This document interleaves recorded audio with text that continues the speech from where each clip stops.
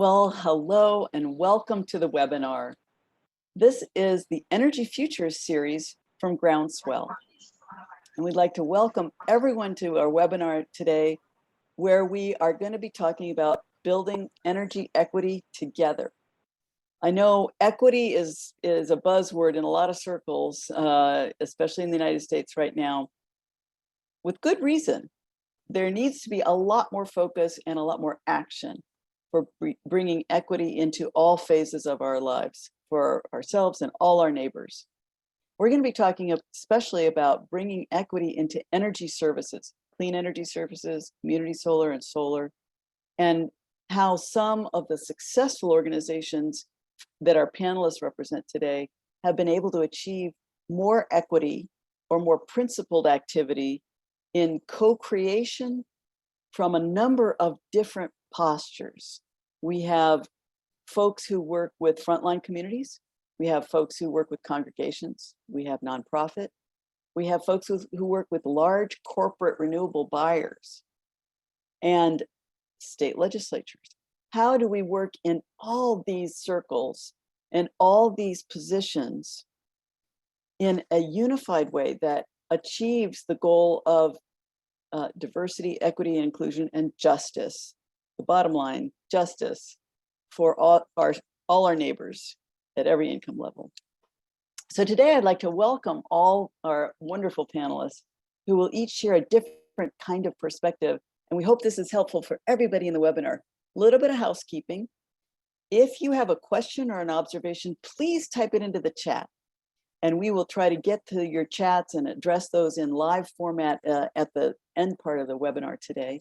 And I welcome all questions and observations. We want to get to them. Our panelists are very eager to help everyone learn and grow together. So let me just introduce each panelist, and then they'll introduce themselves and their programs a little bit later. First, we have Lily Don, who's an advisor to Groundswell and has led Groundswell's Communities and Corporates program, which included our Working Wisdom series. Thank you so much, Lily. Lily's work with and for corporate justice and corporate renewable energy buying goes back a long way. She led it for Groundswell, which included Reba Institute, the Solutions Project, Hummingbird.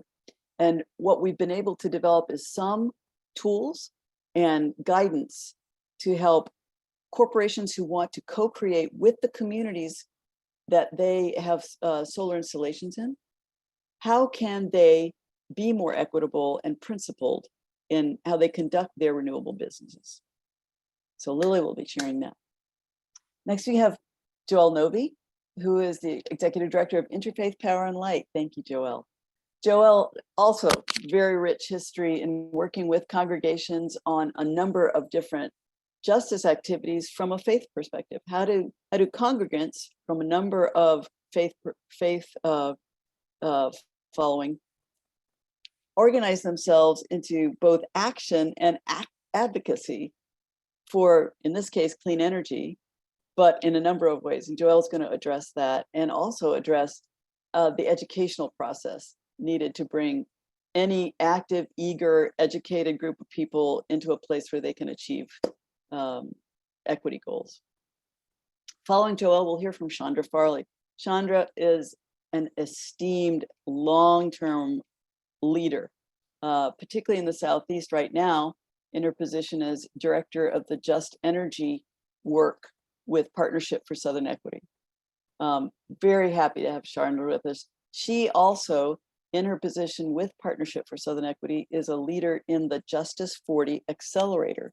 So among the many things Partnership for Southern Equity achieves, Chandra is going to bring us up to date on Justice 40 Accelerator, why that program is so important to frontline communities, what it will help them learn and achieve so that the activist community has the resource and capacity to take advantage of resources to achieve equity and develop the visions they see for their own communities.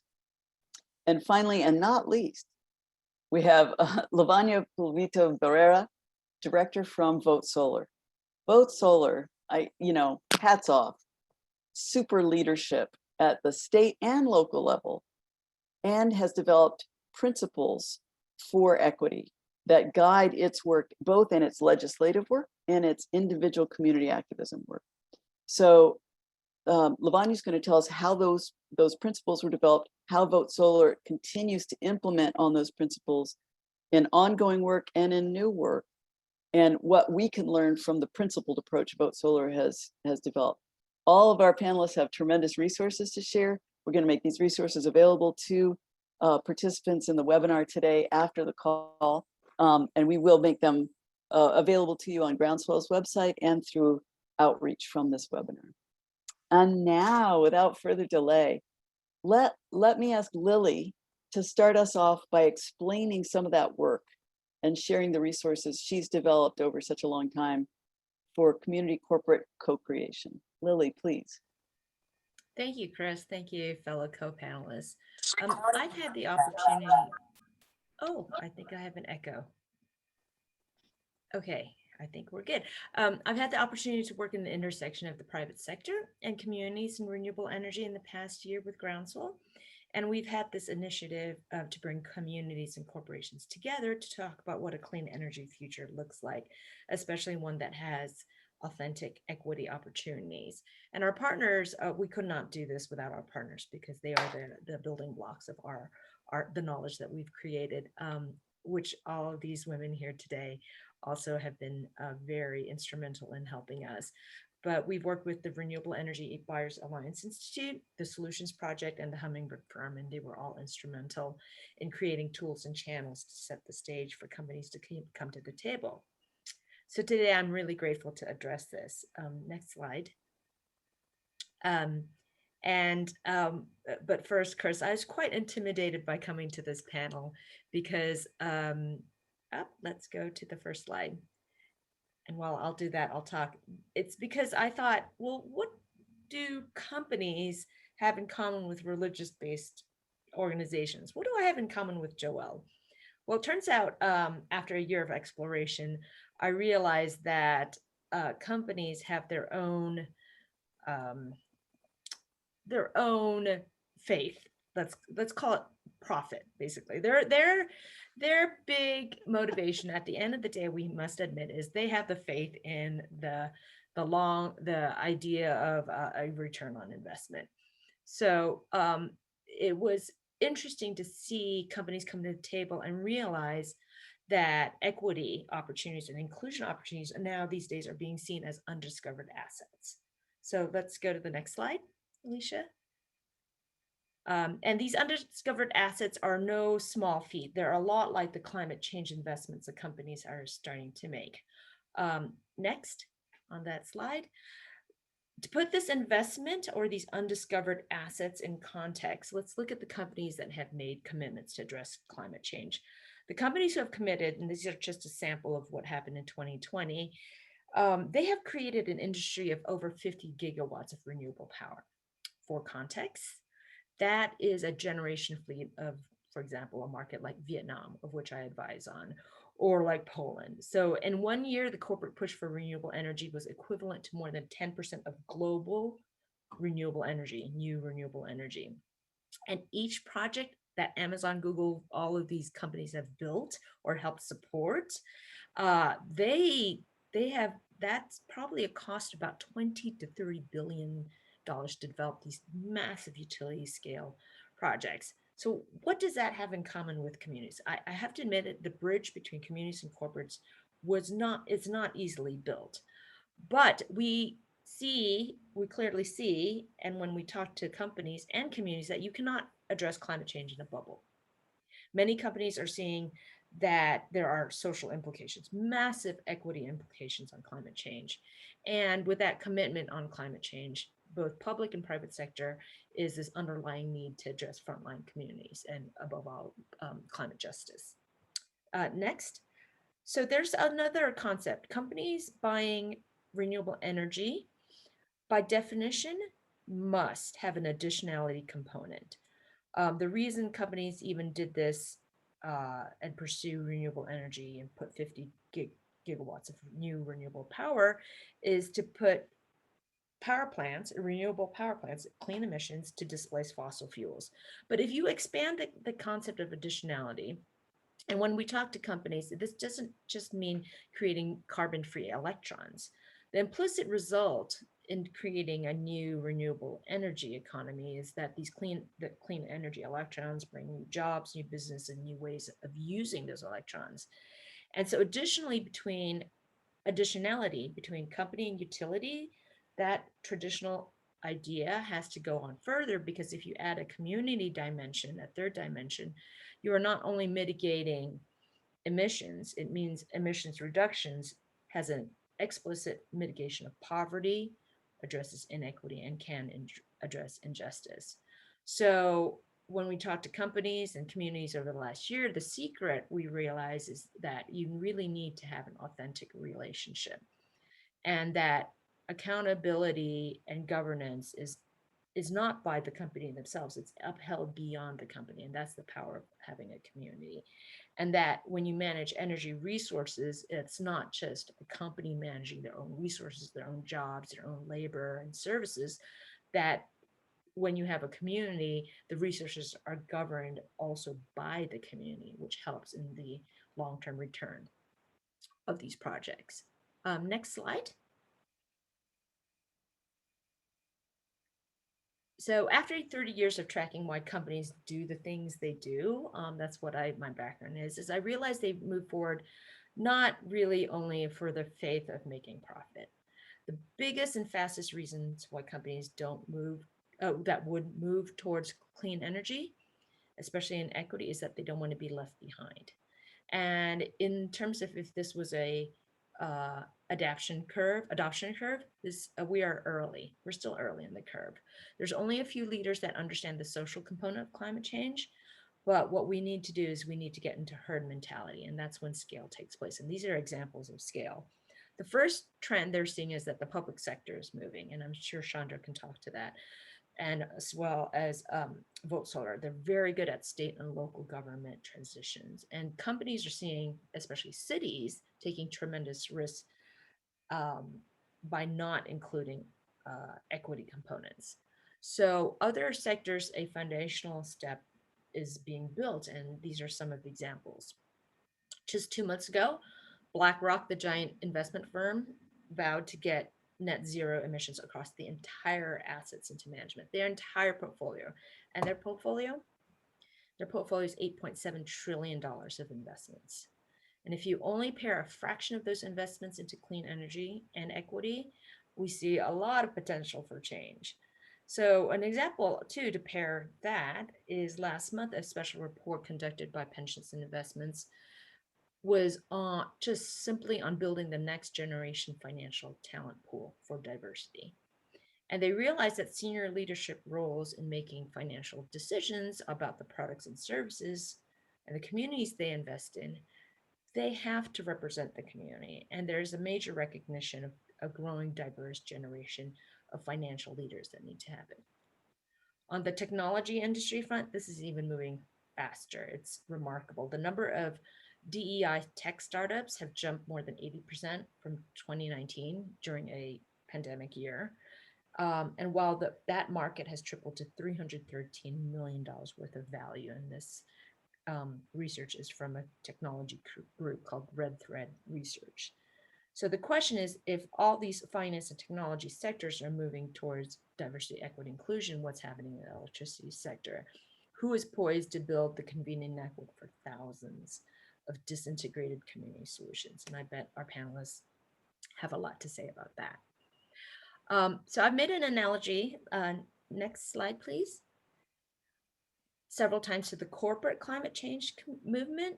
But what we've seen over the last year, one of the lessons learned is that companies working with communities on equity and justice is quite a different, not only value proposition, but that there has to be a mechanism that is quite different than their usual climate change commitment. And their viewpoint is, first, the risk is not a 50-year risk or a 20-year risk. It's a now risk. The capital also must be extremely patient. And the capital goes not into chasing a new project, a new data center, a new something, product or service, but it's to chase the relationship. The relationship with the community is the innovation. And then unlike climate commitments for companies, the story is not about getting in front of an issue. The private sector loves to chase newness. This is really actually for us an authentic relationship. We encourage companies and private sector to chase oldness. It's getting behind those who already have solutions on the ground. We were realizing that this is not about something front and center that is new, but actually looking at really old, authentic relationships and history and values. So with that, next slide. The REBA Institute and Groundswell created a corporate and community engagement primer. And this is written very specifically for companies, in the viewpoint of companies new to working with communities on renewable energy. And there is a companion tool, a decision framework, and it's built like a decision tree. And this provides guidance on an assessment process, building a business case, of which I talked about a little bit, and some really good tools on establishing internal and external teams and to-do lists and tasks for companies. And these resources are on Groundswell's site. It's groundswell.org/publications. And that's where you're going to find our work on this. And with that, I'm going to pass it back to Chris and look forward to questions. Thank you.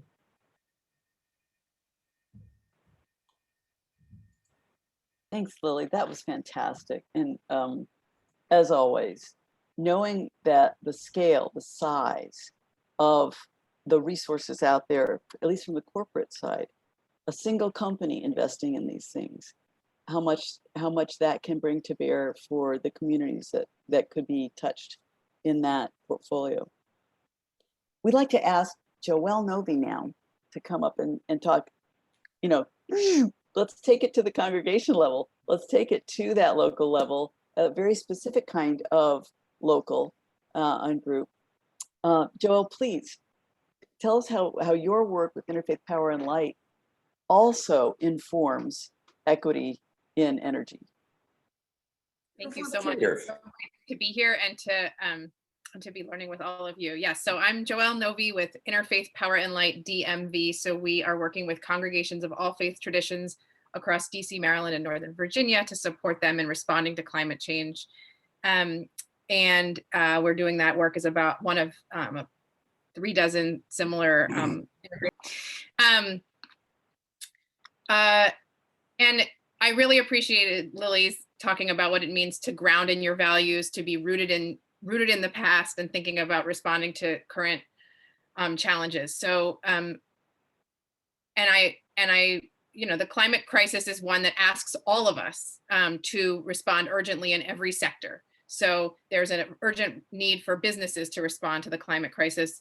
And there's an urgent need for education to respond to the climate crisis in every sector of our lives. But we believe that there's a unique and critical role for our congregations of all faith traditions to play in that response too.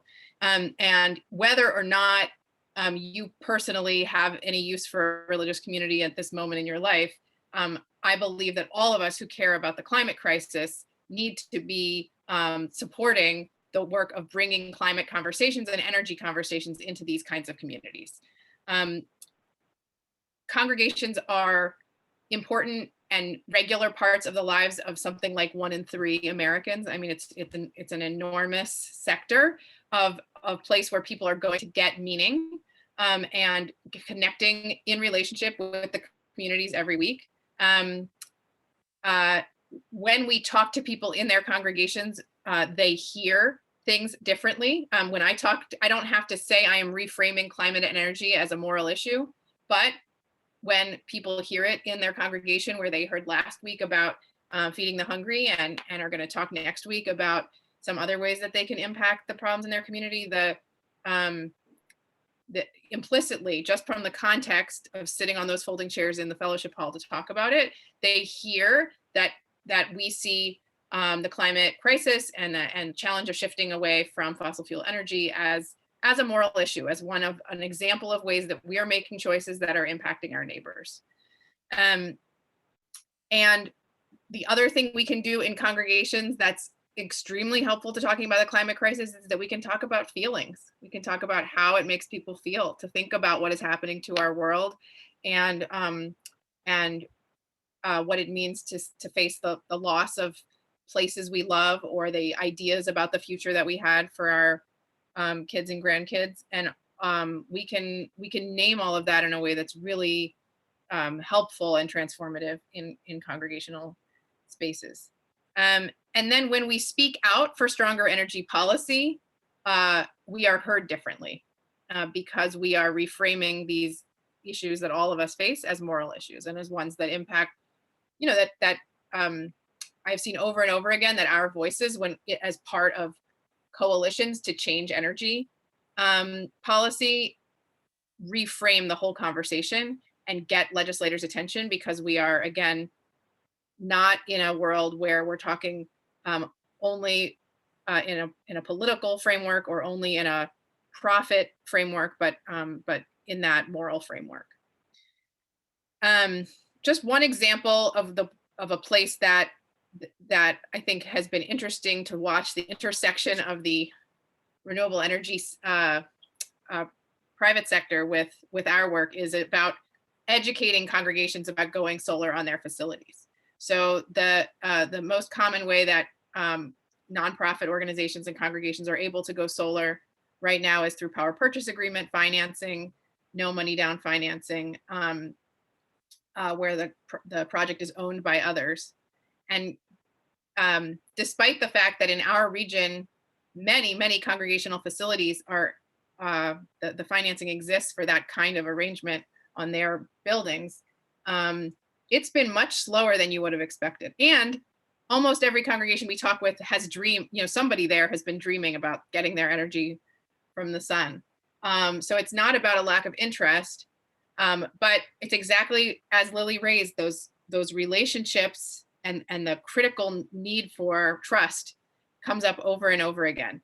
So first of all, congregation, like lay leaders in congregations, get intimidated by the not understanding the financing or the technology. And we've developed some tools to try to explain it step by step and make sure that it doesn't feel too good to be true, that they understand how the developers are making money.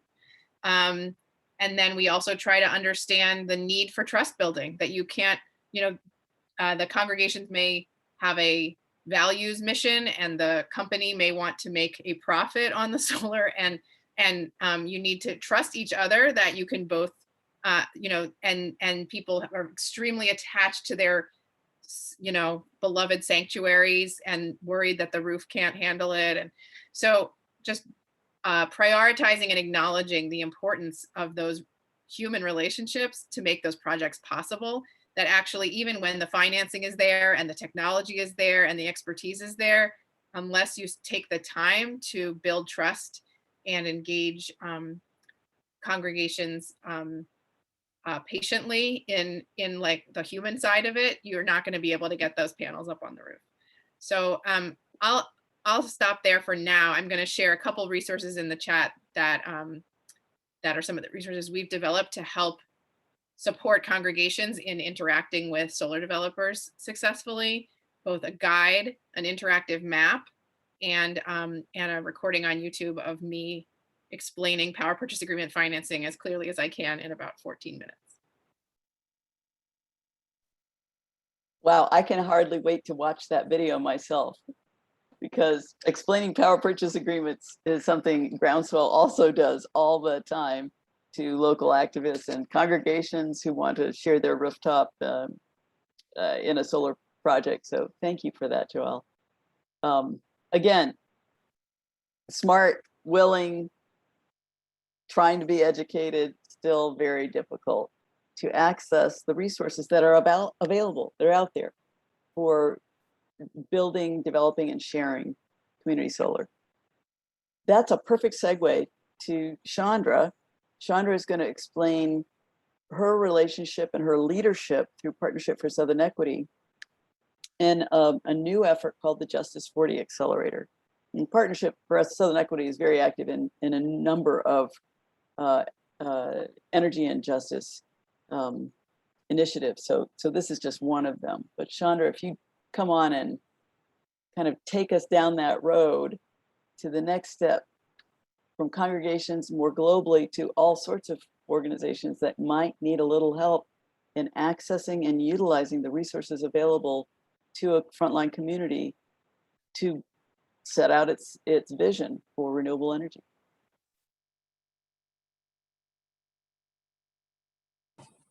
Absolutely. Thanks so much, Chris. It is great to be here with so many folks that have become friends and continue to work together at the many important intersections that it is critical, where it is critical for us to collaborate if we're truly going to be able to achieve this transformational change that we are all talking about and that we all know is possible. So I will start with talking, share my screen here and hope you all can see that. Great. So I will reintroduce Partnership for Southern Equity. I appreciate Chris saying in the very beginning, talking about terms and equity, and as an equity organization, we always like to ground truth in the definitions. So we are a racial equity organization, and we work at the intersection of racial equity and shared prosperity by looking at 4 key issue areas: energy and climate, which is the work I lead, equitable development, economic inclusion, and health equity. And I do often say to folks that Partnership for Southern Equity's logo is a circle for a reason. All of these issue areas are interconnected, and all of these issue areas we realize and impact and talk about all of these issue areas at some point, all within our just energy conversations, particularly just opportunity, which is definitely, as we're talking about energy futures, really critical to the conversation today. So racial equity, we define racial equity as ultimately achieving a genuinely non-racist society where our benefits and burdens would not be skewed by race. And as Just Energy, as we work on that, I think my slides are auto advancing, but at Just Energy, we define energy equity as around benefits and burdens. So when we're talking about that, these benefits and burdens would not be skewed by race. And what we know is we can look at almost any indicator, health, economy, geography, income, they are going to be skewed by race.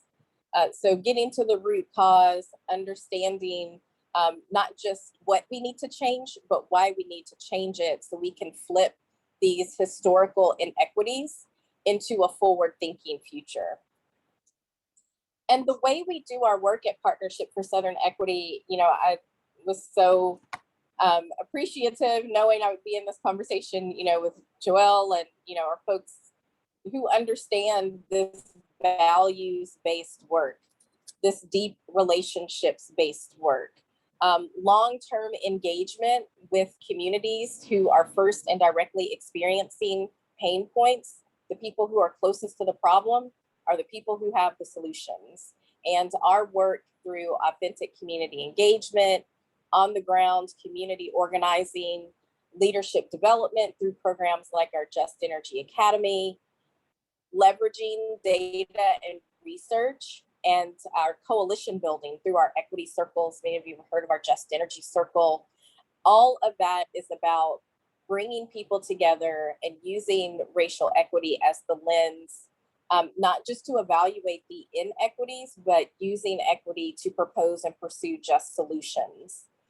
So that Just Solutions framework is something that has inspired the Justice 40 Accelerator. And we are really excited about the opportunity to partner with groups like Groundswell, Elevate Energy, Hummingbird, the Solutions Project. Again, people that PSE has had relationships with for years, all working together to seize this transformational moment that we have in the federal government with new leadership, not just in the top spot at the president, but I know you know many people that we have been working with on the ground in coalition for years who are now in the administration. And that is a very exciting opportunity to know that we have these folks who have been steeped in community and understanding what it really means to talk about a frontline community, what it really means to sincerely and authentically engage with frontline communities in these decision-making seats of power. And so the Justice 40 Accelerator is all about community capacity building and being ready to seize upon the opportunities that are flowing and will flow from this administration, sometimes independent of maybe what's happening in those federal level talks, and some of that will depend upon that. And so Justice 40 is from President Biden's executive order around climate change, came out not too long after inauguration, to deliver and commit 40% of the infrastructure spending to quote unquote disadvantaged communities. I'm using air quotes specifically here. There's still lots of learning to be done around these definitions. What does benefit mean? What does disadvantaged community mean? But I trust that there are many wonderful people, wonderful, engaged, smart people doing this. But in the interim, the Justice 40 Accelerator is all about what we are all talking about, that the people closest to the problems have the solutions, and that by centering community in this work, that the goals around building back better, creating stronger families and healthy communities, addressing some of the historical inequities through initiatives like these. So we're very excited to be a partner in this.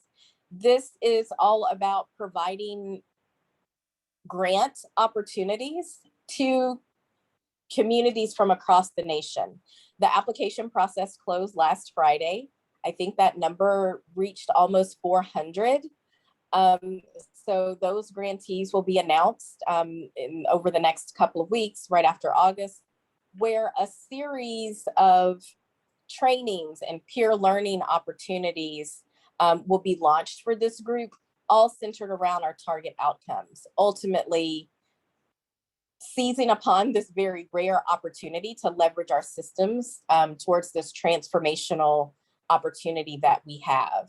So I will stop there and look forward to the Q&A to dig deeper into questions around Justice 40 and how we're all working together, even in our various spaces and coalitions for stronger collaboration. Thanks so much. I don't know if it was just me, but I didn't actually see your slides advance, Chandra. So especially if you had a slide that had URLs or something like that, if you could copy and paste it into the chat, people could see that. And maybe it was just me, so forgive me if I was on the wrong very end of that. possible. Yeah. I did not, but we'll be happy to share slides out to everyone and direct them to the J40 website. Beautiful, thank you so much. Our last panelist, Lavanya from Vote Solar, has a fabulous story to share too. Best practices, principle creation, and living, literally walking the walk with principled guidance for equity that Vote Solar uses in its engagements, local, state, and beyond. So I'd like to welcome Lavanya to share Vote Solar's story with our participants, and then we'll get into an open discussion after that. Lavanya, please. Thank you, Chris, and thank you, Groundswell, for having me. We could get my slides up. I'll just share some words about Vote Solar for those in the audience that don't know us. At Vote Solar, we're working to achieve a just and equitable transition to 100% clean power across the U.S. by 2050, with the majority of our energy coming from solar. We combine strong policy expertise with coalition building and public engagement in our legislative and regulatory campaigns to create more opportunities for communities to access the benefits of solar energy. And you can see our core programmatic areas of focus on the slide here. Next slide, Alicia. So I know we are among friends in this space, so I don't necessarily need to make the case for the development of equitable solar, but here on screen, you see just a few reasons why we do focus on equitable policy solutions. We personally have a commitment to working with frontline communities, communities of color, low wealth communities, and ensuring that they have a say and an active role in shaping their energy future, much like our other panelists here. Part of my work at Vote Solar is making sure that across the more than 20 states we're working in, we are listening to communities, inviting community organizations to the decision-making spaces we're a part of or building, and when asked, providing more in-depth resources via workshops and training to support organizational capacity to directly engage in energy issues. So I see my role as that of a coach almost. I work with our policy experts to create strategies for coalition building, public engagement, and partnerships, all in support of a clean energy future. Next slide. And our community workshops initiative is one of the ways that we connect directly to community members. We've partnered with and contributed to workshops by organizations with a range of missions and sizes to offer workshops on clean energy policy and collective activism for a more just system. Our workshops range in length and are adapted to best fit the needs of partner organizations and the intended audience. We really do aim for co-creation in this process.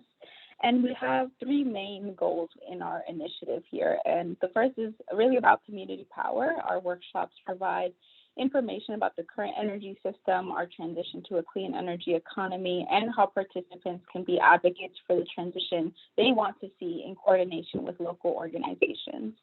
Community wisdom, these workshops serve as a forum for communal knowledge sharing, and Vote Solar staff learn so much from community members about their local energy priorities and concerns, and they really do inform our ongoing advocacy efforts for a more equitable system. And lastly, our partners know how best to serve their community. So we flexibly adapt our content and structure to really meet the needs and ensure that we're supporting the local visions that exist around energy. So that's just a taste of what I do. I hope to share a little bit more, especially about our partnership principles during the open question section. So I'll turn it back to Chris now. One of the questions that just came in, and Chandra, this is for you, is one of our participants heard that the Justice 40 program applications just closed. Do you know when another round of applications will be invited to the Justice 40 Accelerator and what the circumstances around that might be? Yes, so that is, sorry, I'm just seeing myself on screen without my photo, but yes, that is definitely in conversation. So I think the team is very excited to get through this first round. We have and are learning a lot through all of those applications that came in. So as those reviews are happening, we'll also be learning about where the majority of the applications came from, what was exactly the type of assistance that the applicants were looking for. So, and there will be some learning out and sharing about that as well. So that will definitely inform a second round. The team is fundraising right now, still partnering with funders and marrying that with other opportunities that are coming through the federal government right now. So stay tuned. I did drop the Justice 40 link in the chat, and you can sign up there for those alerts as they come out. Great, thank you. Other questions. There was another question previously to Joelle, and you answered it by typing, but could you kind of verbalize the question and your response so that the full number of participants can hear that too? The question was about power purchase agreement terms, and that, you know, if you're asking a nonprofit organization to pay you know, most power purchase agreements will set the cost of electricity from the panels at a little bit less than the congregation was paying for that same energy before from the grid, but then it will lock in an escalator, so it'll ramp up a little bit a year for about, you know, 20 or more years, the term of the PPA. And that can be intimidating for nonprofit organizations that that need to commit. You know, we're not used to that kind of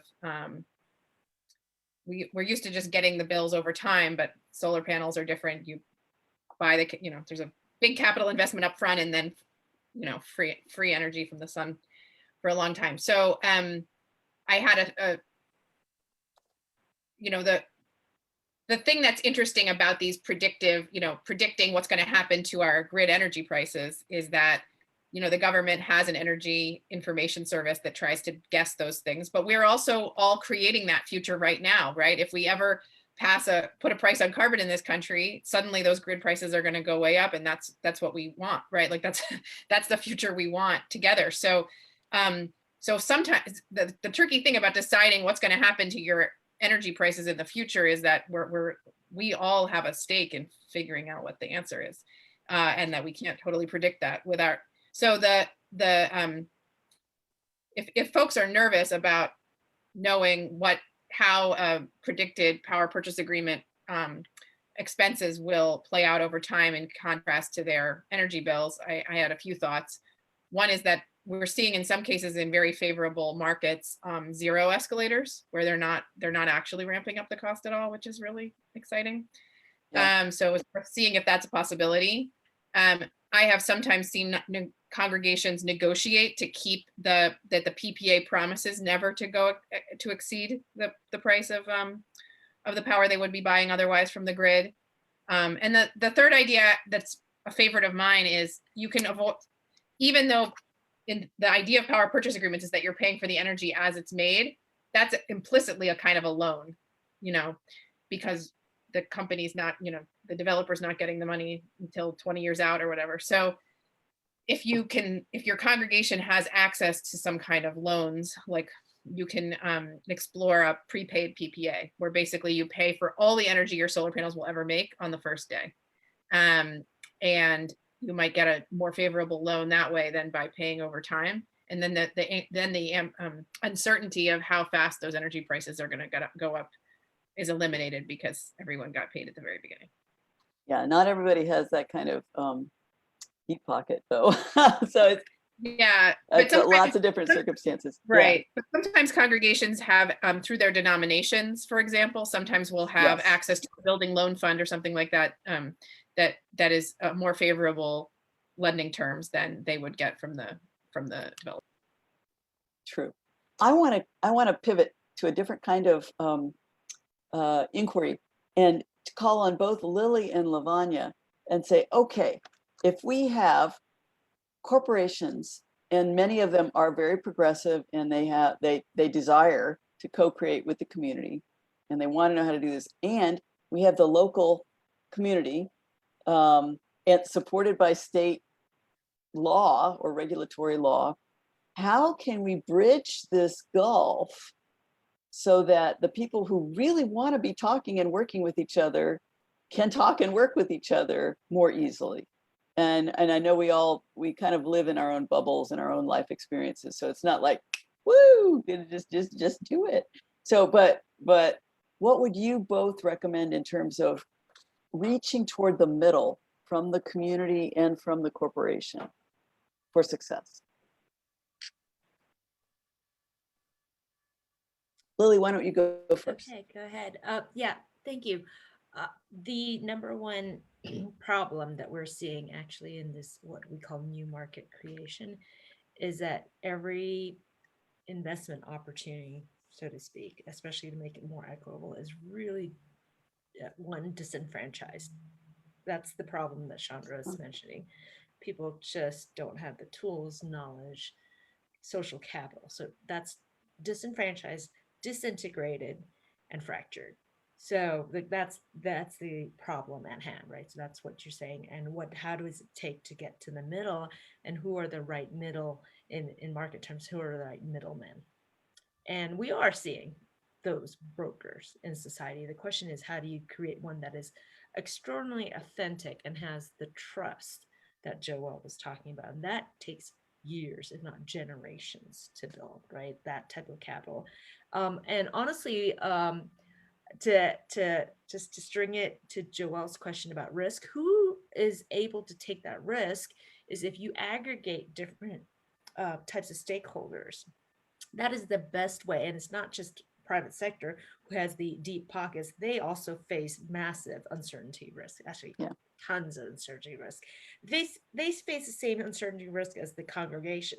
So can you imagine a world where you can bring the middles together? But the middle requires a lot of capital. And I think that's why Justice 40 is one of the many conveners in the space that is really important.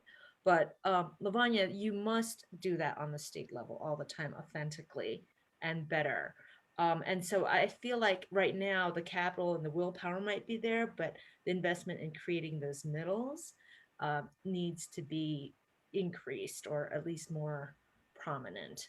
More obvious, maybe. Yeah. And that's problem of a principal agent. There's this principal with power, companies and private sector, lots of inequitable power, but how do you get that across in a middle way? And I think government, academia, really important, religious organizations, and basically important third parties and public organizations like industry associations even that have been long been disregarded. But Lavanya, please tell us about your experience. Yeah, well, you touched on the importance of having a convener there. And so I just really recommend building a relationship with those local trusted leaders who know the community best. That will be a great place to start. And, we've all been talking about trust. Relationships move at the speed of trust, as the saying goes.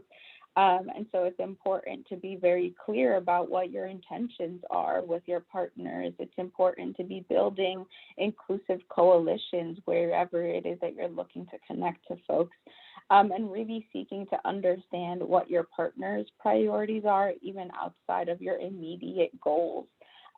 Those three things are all part of Vote Solar's Just Partnership principles. And these are principles that we use publicly as a tool of accountability.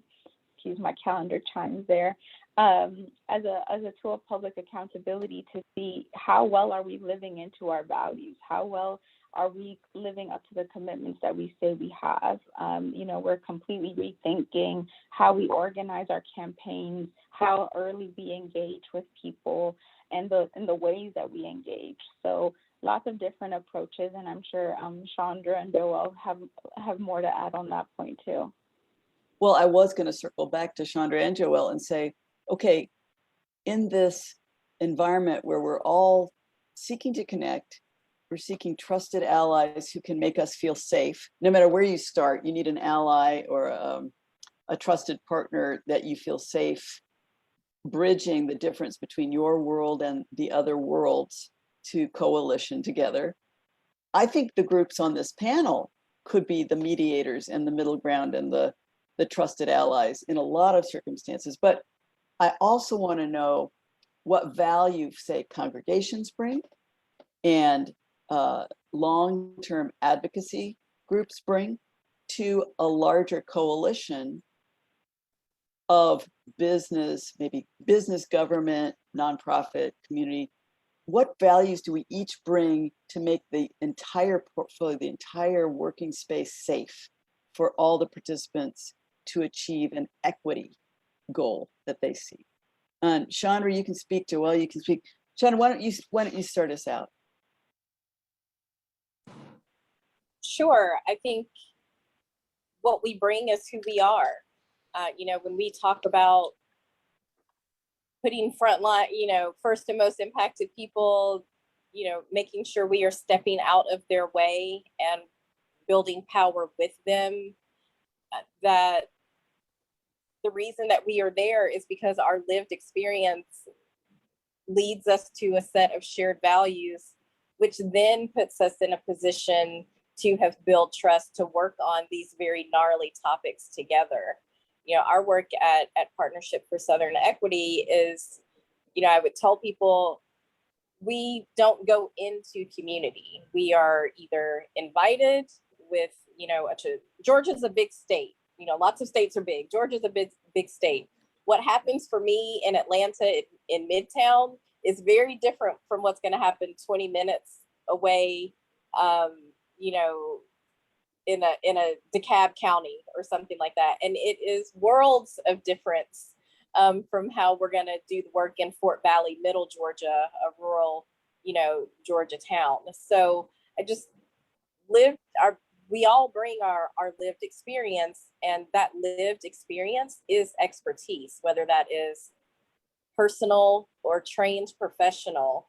And the key to building that shared safe space is to value that first and foremost. And where I was going, talking about being invited into community, you know, we've all talked about trusted community messengers, which is why, you know, when we're talking about hiring organizers, they are hired and we seek them out and work with them because of where they come from, not because we want them to come to Atlanta and do work, or not because we want them to know, you know, Atlanta, if we're talking about Savannah.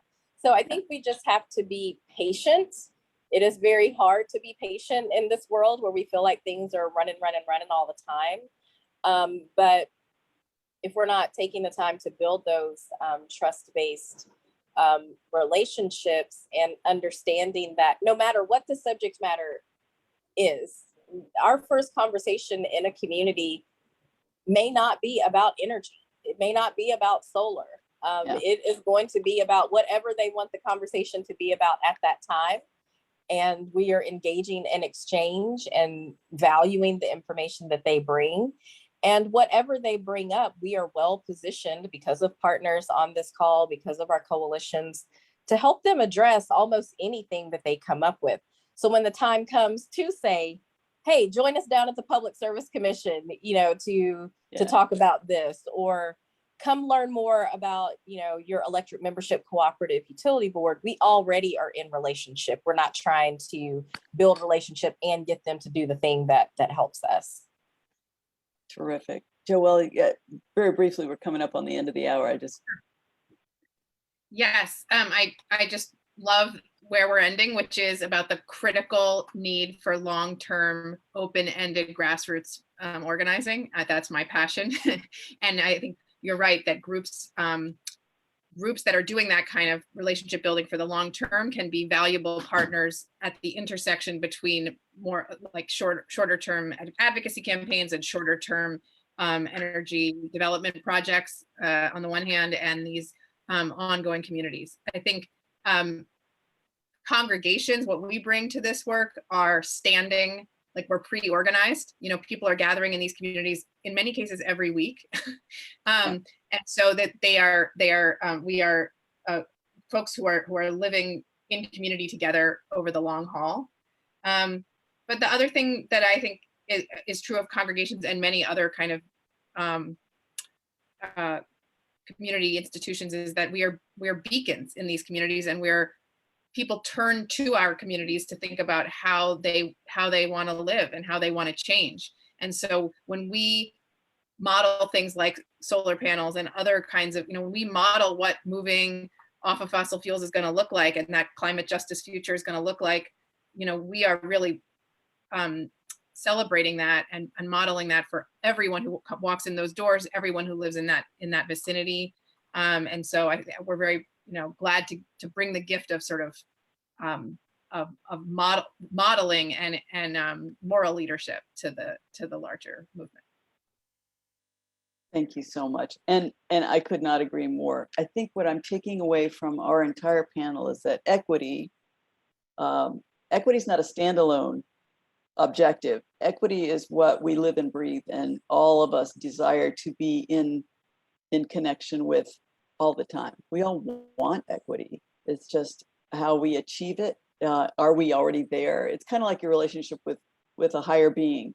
Like, am I in there? Am I defining it moment to moment and refreshing it moment to moment? Equity requires that sort of passion and commitment and attention. And so our relationship building beyond everyone's very, very intelligent capacities and technical training and professional, bringing the relationship to bear, being patient to build the relationship, understanding the need for relationship to be equitable in our dealings with each other at every level. Very, very important. Thank you all. We want to close this webinar by reminding everyone on the webinar that this is recorded. It will be available to you and anybody else who wants to come on the Groundswell website, groundswell.org. We thank you all. This is not the end of a conversation. This is an ongoing effort among us, among many, many people of goodwill to achieve equity in energy and in many other aspects of our lives. And I thank you all for your commitment and your expertise. If you think of equity as not a thing, but a constant flow where we all are and want to live, like when we're feeling good, we're there, and when we stray from it, we feel not whole. I like the move toward wholeness as a judge, as a gauge of, we don't want financial success, we want wholeness and relationship. Our corporations are now understanding that their position of power is a limited kind of power, and they understand there are other types of power, there are other types of relationships. And so equity requires that of us all. So thank you so much. I want to thank everyone who's participating online right now and all of those who may view this webinar later. And come on back next month. We will be talking about the need for evaluating good community solar programs to make sure they are actually serving the low income and moderate income families who need the benefits the most. If a program is out there, do you know it's actually serving the people you intended it to serve? Let's evaluate, and also techniques for evaluating that will provide utilities and solar developers and others, municipalities, quick glimpses into whether their programs designed to serve their low income households are actually serving them and serving them well with equity. So thank you all.